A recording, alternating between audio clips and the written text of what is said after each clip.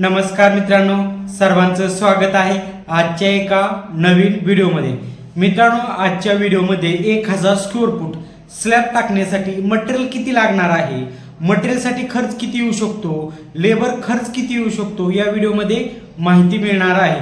मित्रांनो, जर तुम्हाला 1000 स्क्वेअर फूटचा स्लॅब टाकायचा असेल तर आजचा व्हिडिओ तुमच्यासाठी खूप महत्त्वाचा होणार आहे। मित्रांनो, आजचा जर तुम्ही व्हिडिओ बघितला तर तुम्हाला मटेरियलचा सुद्धा अंदाज लागणार आहे आणि टोटल खर्च किती येणार आहे, म्हणजे किती पैसे लागणार आहे त्या पैशाचा सुद्धा तुम्हाला अंदाज लागणार आहे। म्हणजे आजचा जर तुम्ही व्हिडिओ बघितला तर तेवढे पैशाचं तुम्ही जजमेंट तयार करून ठेवताल, जेणेकरून स्लॅबला कोणतेही पैसे कमी पडू नये।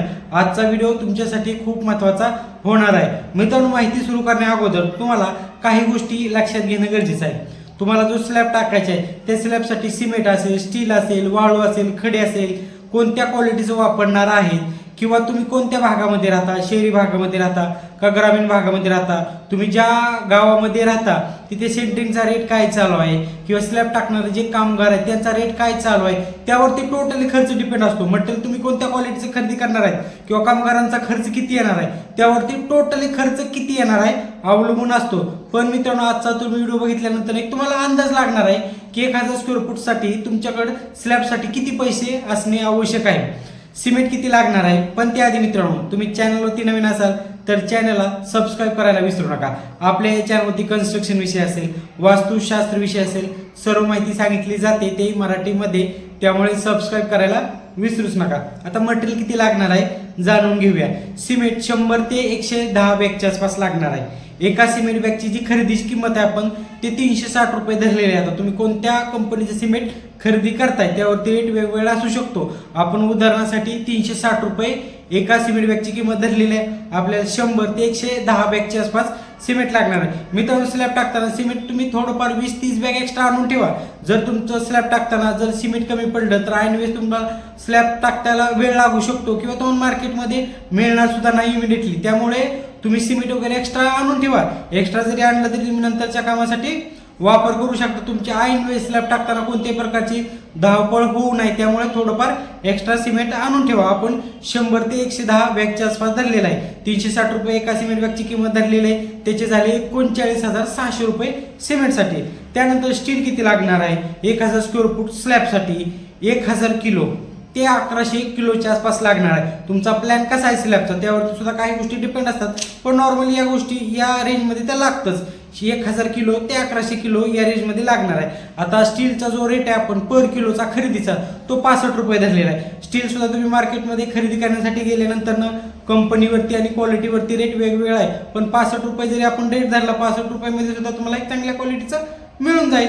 त्याचे झाले आपण 1100 किलो धरूया, जास्तीत जास्त 1100 किलो लागणार आहे। आणि 65 रुपये जरी आपण किलोचा रेट धरला पर किलोचा तर त्याचे झाले स्टीलसाठी 71,500 रुपये। त्यानंतर आपल्याला वाळू करसँड लागणार आहे। वाळू आता बऱ्याच ठिकाणी मिळत नाही, करसँड आपण धरूया। करसँड किती लागणार आहे 3 ते 3.5 बराच्या आसपास लागणार आहे। 3 ते 3.5 बराच्या आसपास लागणार आहे। करसँडचा जो खरेदीचा बराचचा रेट आपण 6000 रुपये धरलेला आहे। तर तुमच्या गावामध्ये करसँडचा काय रेट चालू आहे त्याप्रमाणे कॅल्क्युलेशन करा। पण स्लॅब टाकताना सुद्धा तुम्हाला चांगल्या क्वालिटीची करसँड आणणं गरजेचं आहे, कारण करसँडमध्ये सुद्धा भरपूर वेगवेगळे प्रकार आहेत। स्लॅबसाठी चांगल्या RCC कामासाठी नेहमी चांगल्या क्वालिटीची करसँड असणं गरजेचं आहे, कारण RCC काम आपल्या घराचं खूप महत्त्वाचं असतं। कारण सर्व जो लोड असतो तो समजा कॉलम असेल तर कॉलमवरती सर्व लोड असतो स्लॅबचा, त्यामुळे RCC कामासाठी चांगली तुम्हाला करसँड वापरणं गरजेचं आहे। स्लॅब असेल किंवा कॉलम असेल या सर्व RCC कामासाठी चांगल्या क्वालिटीची सँड वापरणं गरजेचं आहे। सँड किती लागणार आहे 3 ते 3.5 बराच्या आसपास लागणार आहे। करसँडचा जो खरेदीचा रेट आपण 6000 रुपये बराचा धरलेला आहे, 3.5 बराचे झाले 21,000 रुपये करसँडसाठी। त्यानंतर खडी किती लागणार आहे, खडी सुद्धा आपल्याला 3 ते 3.5 बराच्या आसपास लागणार आहे। तुम्हाला असं वाटेल दोन्ही सेम टू सेम कसं धरलेलं आहे, मित्रांनो आपण जास्तीत जास्त धरलेला आहे, कारण स्लॅबच्या वेळेस तुमचं जर वाळू खडी जर कमी पडलं इमिडिएटली तर तुम्ही मार्केटमध्ये तुम्हाला लगेच मिळणार नाही, त्यामुळे तुम्हाला स्लॅब टाकताना बराचसा प्रॉब्लेम येऊ शकतो। सिमेंट जरी कमी पडलं किंवा स्टील तरी तुम्ही डायरेक्टली घेऊन येऊ शकता, पण तुम्हाला जर स्लॅब टाकताना जर वाळू खडी कमी पडलं तर बऱ्याचशा गोष्टीचा प्रॉब्लेम येऊ शकतो, स्लॅबचं काम सुद्धा थांबू शकतं। त्यामुळे तुम्ही एक्स्ट्रा आणून ठेवा। त्यामुळेच आपण 3 ते 3.5 बराच्या आसपास धरलेला आहे रेंज, वाळूचं सुद्धा आणि खडीचं सुद्धा। आता जो खडीचा जो खरेदीचा रेट आहे आपण तो 4000 रुपये बरातचा धरलेला आहे, 3.5 बरातचे झाले 14,000 रुपये। त्यानंतर तार किती लागणार आहे आपल्याला, तार म्हणजे स्टील बांधण्यासाठी तार एक 15 किलोच्या आसपास लागणार. तारचा जो खरेदीचा रेट आहे पर किलोचा तो 100 रुपये धरलेला आहे. त्याचे झाले 1500 रुपये तारसाठी, बायडिंग तारसाठी.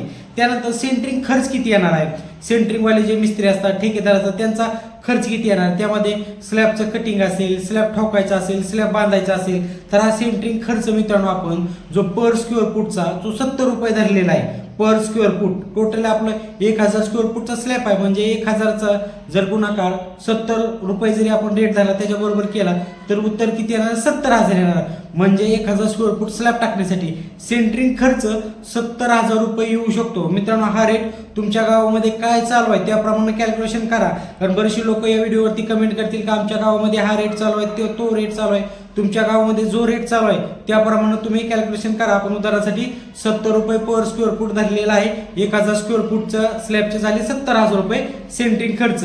त्यानंतर स्लॅबचा जो स्लॅब जे टाकणारे कामगार आहेत मित्रांनो, स्लॅब सेंटरिंगवाले काय करतात, स्लॅब ठोकतात, स्लॅब बांधतात, कटिंग वगैरे सगळं स्लॅब रेडी करून ठेवतात. पण स्लॅब टाकणारे जे कामगार असतात, लेबर असतात, ते वेगळे असतात. त्यांचं काही ठेकेदार असतात किंवा त्यांचे मिक्सर मशीन असतात, लिप मशीन असतात, त्यांची एक टीम वेगळी असते. स्लॅब टाकणारे जे कामगार असतात त्यांचा मित्रांनो जो रेट असतो तो पर बॅगवरती घेतात. म्हणजे स्लॅबसाठी जेवढा रेट स्लॅबसाठी जेवढं सिमेंट जाणार आहे त्या सिमेंट बॅगवरती ते रेट लावत असतात. आपलं टोटली 1000 स्क्वेअर फूटचा जो स्लॅब आहे त्यासाठी किती बॅग धरलेला आहे आपण, 110 बॅग धरलेला आहे जास्तीत जास्त. म्हणजे 110 बॅग जरी धरलं आणि जो स्लॅब टाकणारे जे कामगार आहेत त्यांचा आपण पर बॅगचा जो रेट आहे तो 150 रुपये धरलेला आहे उदाहरणासाठी. आता तुमच्या गावामध्ये रेट काय चालू आहे स्लॅब टाकणारे जे कामगार त्यानुसार कॅल्क्युलेशन करा. किंवा काही वेळेस स्लॅब सिमेंटवरती न धरतात ते डायरेक्ट उक्त वगैरे सुद्धा सांगतात की एवढं पैसे होणार आहेत, 15,000 20,000 होणार आहेत, उक्त सुद्धा सांगतात. किंवा स्लॅबमध्ये जेवढं सिमेंट जाणार आहे त्या बॅगवरती सुद्धा रेट सांगत असतात. 110 बॅगचे 150 रुपये जरी आपण रेट धरला स्लॅब टाकणारे जे कामगार आहेत त्याचे झाले 16,500 रुपये खर्च येऊ शकतो जे स्लॅब टाकणारे जे कामगार आहेत त्यांचा. त्यानंतर स्लॅबमध्ये जे इलेक्ट्रिकल काम आहे ते करण्यासाठी 7,000 ते 8,000 रुपयाच्या आसपास खर्च येऊ शकतो.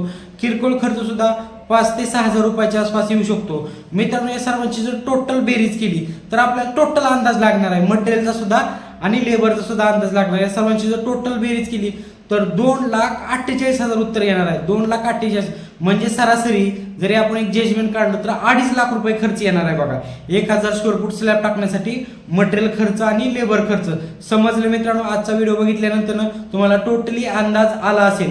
व्हिडिओ जर आवडला तर व्हिडिओला लाईक करायला आणि आपल्या चॅनलला सबस्क्राईब करायला अजिबात विसरू नका. धन्यवाद.